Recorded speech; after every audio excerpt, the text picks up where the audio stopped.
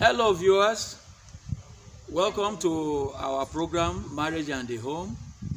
We are highly delighted that over these past few weeks that you have been watching our program. If you have been watching, please continue to watch because we are talking about serious matters that affect life here.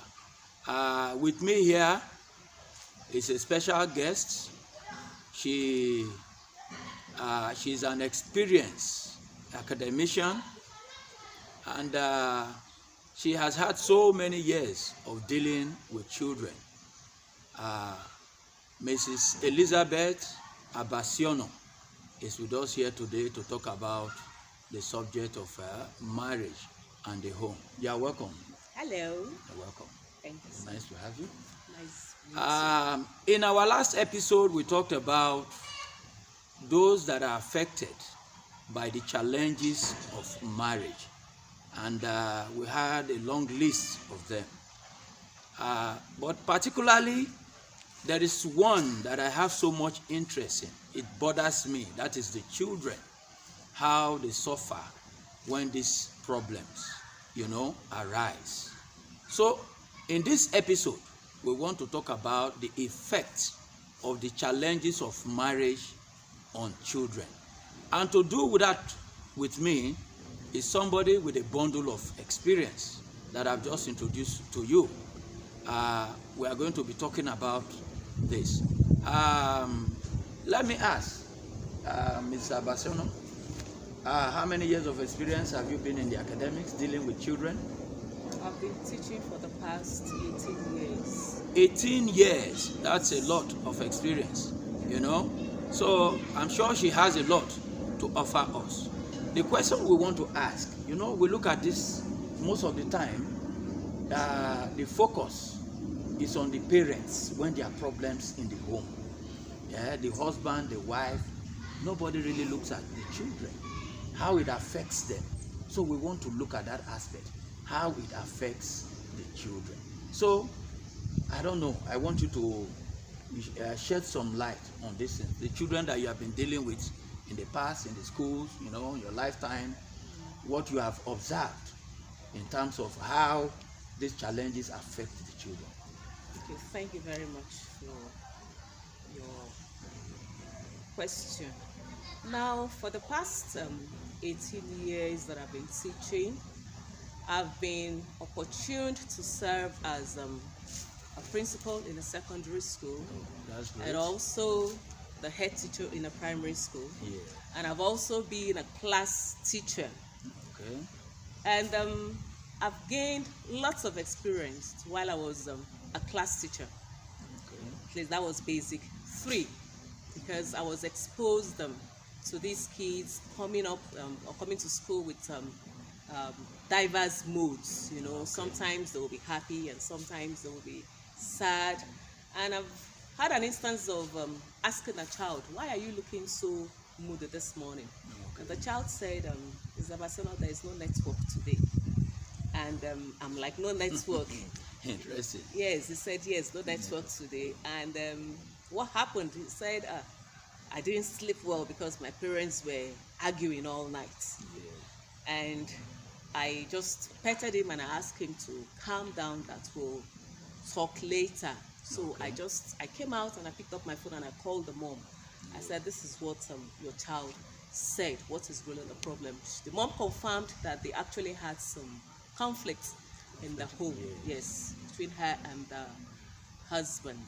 And I tried to explain to her that when you want to resolve your conflicts in the home, you should put the children into consideration, because it has adversely or negative effects on them. Yes. And she said no, that she doesn't like bottling things up, so that she wants, she's the type some of the women that just blow off trying to quote a book from the Holy Scriptures that says you shouldn't let the sun go down on your anger and all that. Yes. And I equally made her to understand that the same Holy Bible or the Holy Book equally said that there is a time for everything. So she needs to at least put the kids into consideration before settling family conflicts or issues. Now, as parents, there are so many effects. There are so negative effects that comes with family conflicts. Okay. Now, one of the most important effects is the fact that it brings about this psychological trauma for the kids. Psychological trauma. Yes, All right. psychological trauma for the kids, and also emotional instability. Emotional instability. Yes. And all when you talk of these two disturbing experiences, it comes with so many problems underneath. Now, take for example the academic depression. As the child walked into the class looking so moody and depressed and telling me that there was no network, automatically, no network, of course, with our phones. When you know there is no network, you won't be able to communicate, which means teaching and learning process for that day was completely zero as far as the child is concerned. And when you, as a teacher, when a child is in that mood, you can't force anything on the child because you know all your efforts will be wasted. Children should not really have to go through psychological trauma because at that age they cannot understand They it. can't understand it. They Yes. can't understand it.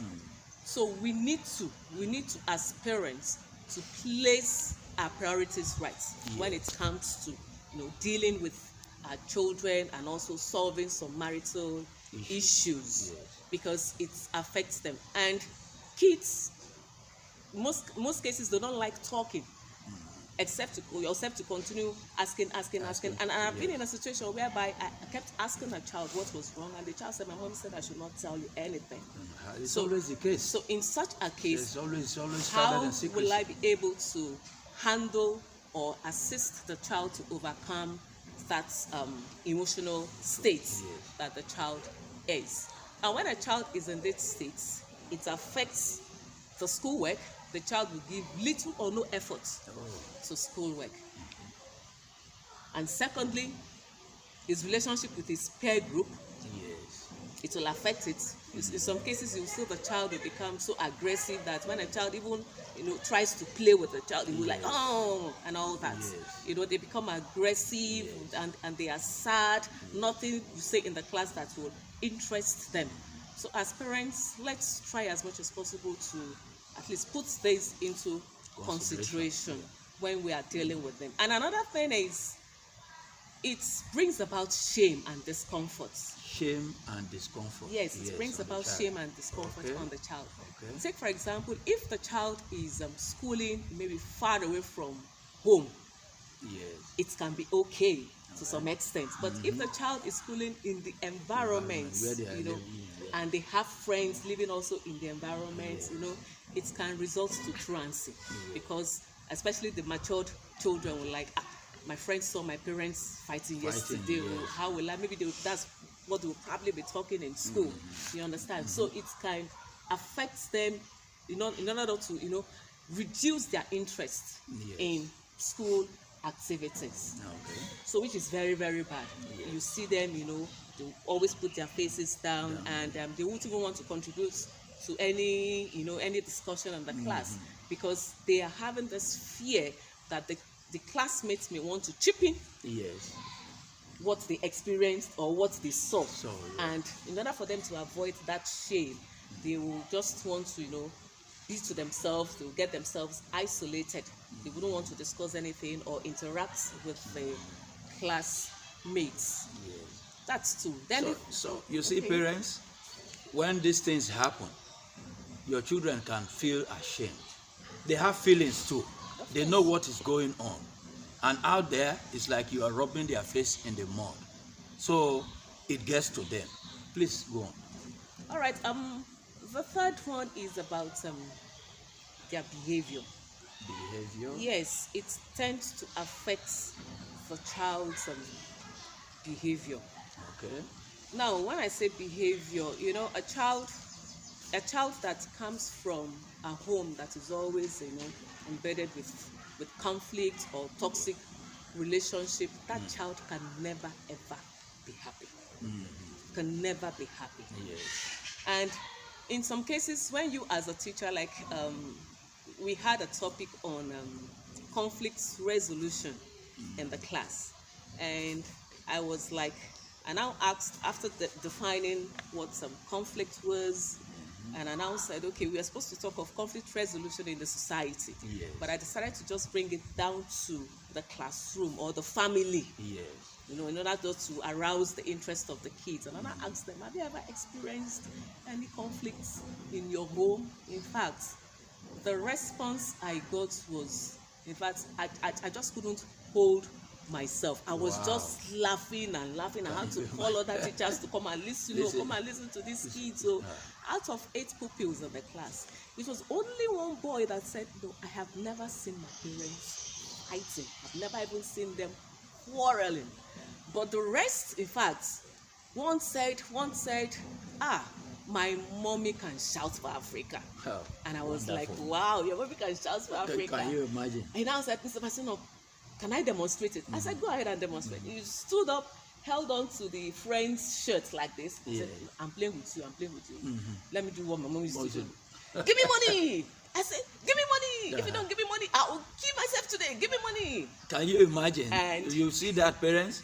The things that you do at home that you think that you have done all these things in secret, your children will go and expose you outside. And look at the percentage of the number of children. You know, in a class out of 8, only one could say that he has not seen his parents having disagreement or discord or things like that. So these things you do inside, they get outside. Your children will expose you. That is why we have to be careful. Yes. go on. And this boy is a type that loves, picking, people's things. Yes.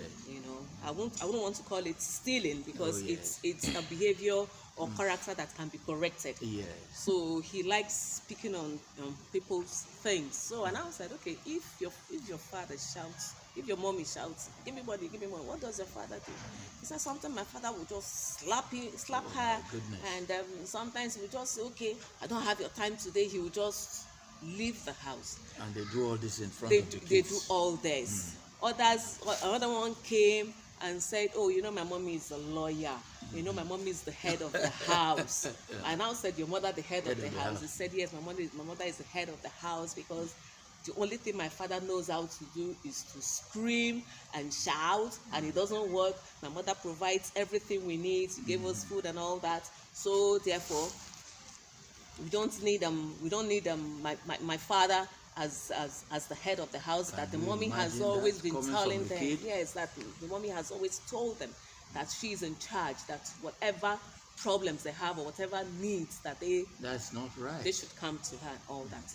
So and I asked him. I said, okay, what is the conflict that normally happens? He said, that sometimes the father will shout, I am the head of the house. And the mother will say, no, you can never be the head of the house because you are not providing for the family. You are not doing that. You are not doing all that. I see. So, and I asked him, I said, okay, when you grow up, who do you think will be the head of the house? He said, I will be the head of the house because I don't want to be like my father.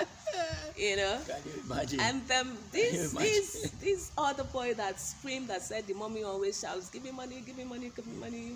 It was when he made that expression that I now said, okay, this is the reason he hops, which means they are having financial challenges Yes. in the home. Yes. And I expect the family to sit down amicably and resolve it rather than bringing up this show of shame Yes. In front before of their children. the children. Yes. So this is another challenge Yes. in marriage.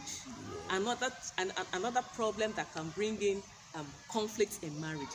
It has affected the behavior of that child. Yes. Because most times when he goes there to help, it's possible he may decide to take part of the mother's Yes. money without the mother knowing. He may Yes.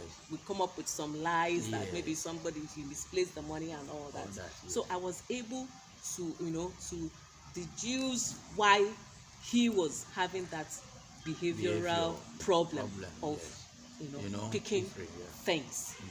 So we need to, as parents, we need to look into that, Yes. which is not good. Then another problem that I can also bring out from these conflicts from the home or marriages or toxic relationship is the feeling that a female child, the loss of interest in marriage when the female child grows up. Yes. When a female child grows up in the family that is constantly having conflict in marriages, the child will have this negative, or maybe will have these aggressive feelings towards the opposite sex. Yes. My father is fond of beating my mother. Why will I want to subject myself to this kind of treatment? Yes. So it gives the female child another. In fact, there is nothing you tell the child about marriage, the sweetness of marriage, and everything that will make sense to the child, because I think that aspect, I want to look at it both ways. Sometimes it can also be the male child, maybe because of the attitude of the mother. You were giving an instance now how a mother was treating the father, because probably the father was having some financial challenges, and then she was beginning to present herself as playing the role of the father. Now the young boy or the son who is seeing all this too can begin to think, is this how all women are? Sometimes children jump into conclusion and say, I don't want to get married. I don't want all this kind of wahala. So it can happen both ways, don't you think so? I think so, yes. It can happen both ways. Yes. It can also be from the male gender, or the female gender, depending on the circumstances in the family. Exactly. Now, the next one I'd like to talk about is the forced labor. Okay. Many homes, let me not use the word poor homes, let me use the word less privileged homes that are having some financial challenges. You probably want to send the kids out there to hawk or to sell for them, and these kids may be exposed to accidents, or sexual abuses and all that, or they may also be exposed in such a way that they will start mingling with the wrong sets of people, with the bad gangs and all that, that can easily introduce them into cultism like we have these days. So as parents, we need to look into that. We have to try as much as possible to give birth to the number of children that we'll be able to fend for and cater for, than bringing these kids into the world and start exposing them to dangers and harms and all that. So some of them could be raped. Exactly. When they go hawking into some of these areas where that are secluded, and nobody knows what is happening. And even some can be introduced into prostitution. Yes, some can go into prostitution. Even the boys who are hawking can be harmed physically. Exactly. And that kind of thing. So parents have to be careful. You have the number of children that you can cater for, so that you don't expose our children to danger. Yes. So I think something else that comes to my mind is loss of interest in social activities. I think I've seen cases like that. Some children, they are just in a different mood. They are not interested. They don't want to, mix up with their friends. I think I mentioned that when I was talking about the academic depression. Yes. That's when it happens like that, you see them, they just isolate themselves. They don't want to mingle with the classmates or the peer group and all that. In fact, they don't even want to socialize because they are unhappy. They are always unhappy. And the only thing that we can do to assist such children is to continue to counsel them, and also, try to talk to the parents to try as much as possible to show them love. That's the key word there. When these children are not shown love, they don't know what love is. They don't even know how to relate. They don't know who to talk to. It's kind of makes them look awkward. A child from a happy home will find it very difficult to understand a child from that background. So, and it will be difficult for them to to have a kind of relationship. So before we go, I think you should just give a very short advice to the parents, because we can't talk to the children, It's the parents who talk to. Just a short advice for them. Yes, my advice to the parents is try as much as possible to communicate. Yeah. Communication is the bedrock of every marriage. Right. Once you are able to communicate, once you are able to, to express yourselves, that is within the spouses.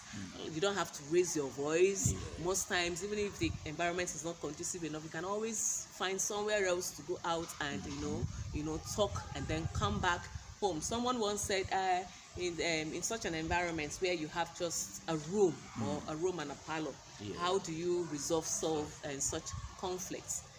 If you are opportune to live in just a room or a room and a parlor, make sure that you find a place to take your kids, to somewhere comfortable. Then you can come back home and resolve whatever issues you have with your partner or your husband or your wife. But if you are fortunate enough to live in a flat, you can always do that in your own bedrooms without raising your voice. Show these kids love. Communicate more with them so that they will be able to open up and tell you things. When the home is hostile, the child would always find somebody to confide in outside, Yeah. and which can end up bringing in problems to the family in future. So try and communicate more and fight less and get angry less. Be Okay. happy. Thank you very much. Okay, viewers, there you have it. Ms. Abasiono, we appreciate you for joining us on the program. Thank you, Thank you sir. very much. We hope to Pleasure. have you some other time. My pleasure. We have said a lot about, how these challenges that the husband and the wife, so to speak, they create, because they are the ones that create it, how it affects their children. So, we talk about psychological trauma. We talk about how it affects the behavior of the child. We talk about how some parents put them into child labor and so many other things. I want you to continue to watch as we continue to unfold more things about marriage and see how we can help ourselves to make our marriage better, to make our society better for it. I want you to continue to watch the program. Click on the subscribe button if you have not subscribed, and share to as many people as you can share to, so that other people can benefit from this. I want to appreciate all of you for watching, and I say thank you and bye till we meet in the next episode again. Bye.